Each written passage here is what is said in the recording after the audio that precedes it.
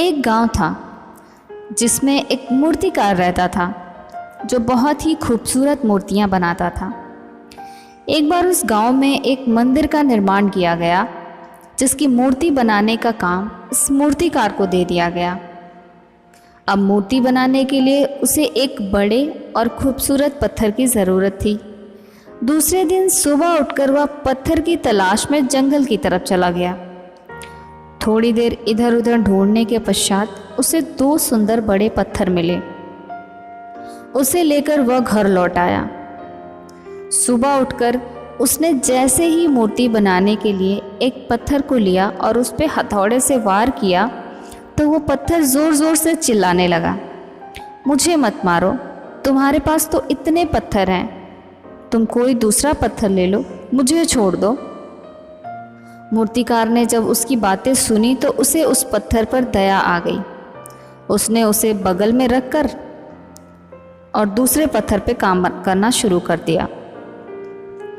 कुछ ही दिनों में उसने एक सुंदर मूर्ति बनाकर तैयार कर दी।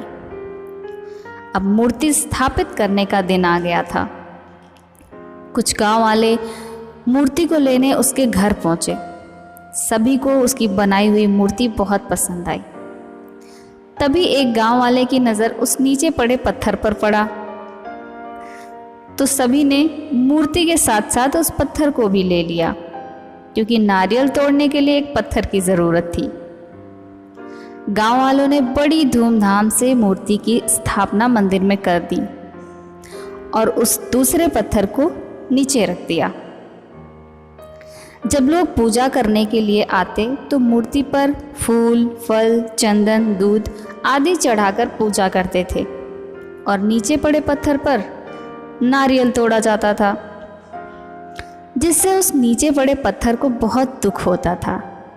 जब भी कोई उस पर नारियल तोड़ता था तो वो ज़ोर से चिल्लाता था, लेकिन कोई भी उसकी बात सुन ही नहीं पाता था। जब वह नीचे पड़ा पत्थर बहुत परेशान हो गया तो उसने मूर्ति बने पत्थर से पूछा कि लोग तुम्हारी पूजा क्यों करते हैं और मेरे साथ इतना गलत व्यवहार करते हैं, ऐसा क्यों है? तब मूर्ति बने पत्थर ने जवाब दिया, जो व्यक्ति ज़िंदगी में मेहनत करता है, सही रास्ते पर चलता है, कठिनाइयों से घबराता नहीं है और दृढ़ता के साथ उसका सामना करता है, भगवान हमेशा उसी के साथ होता है। और जो मेहनत नहीं करना चाहता, अपनी कठिन परिस्थितियों से भागता है और थोड़ा सा कार्य अगर करना भी पड़ जाए तो झल्लाता है, चिल्लाता है, चिड़चिड़ करता है, डर जाता है, हार मान लेता है, उसके साथ वही होता है जो तुम्हारे साथ हो रहा है। इसीलिए परिस्थिति चाहे जो भी हो, उसका सामना करें। आज नहीं तो कल परिस्थितियां आपके अनुकूल हो जाएंगी।